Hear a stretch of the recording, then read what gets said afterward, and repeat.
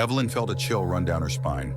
The message seemed to hint that someone was watching her, but there was no one in the room. Then she noticed something strange. In a small drawer of the table was a lock, but the key was left in the lock. She turned it and opened the drawer, discovering a small polished stone inscribed with mysterious symbols. When she flipped the stone over, she caught a glimpse of movement reflected in the glass of the window. Someone was in the room with her. She turned sharply, but there was no one there. Her heart raced as she backed away toward the door, when suddenly she felt a hand on her shoulder. Turning around, she came face to face with Jonathan Crane, alive and well, a smirk on his face. "You solved it faster than I expected," he said, admiration lacing his voice. "But I knew you would come." "Why did you do this?" Evelyn demanded, her voice firm. "People thought you were gone.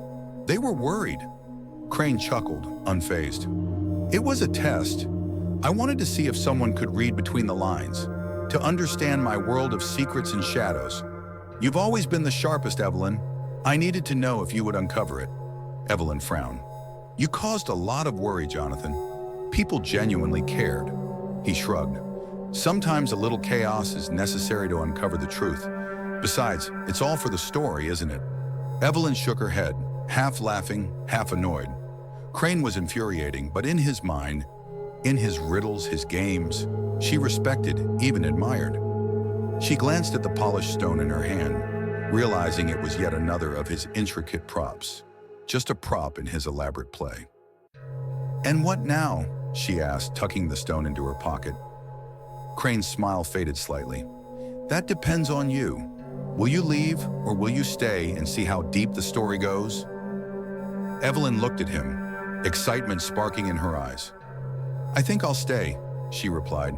"But this time, Jonathan, play fair." As she turned to leave, he called out after her, his voice echoing in the empty tower.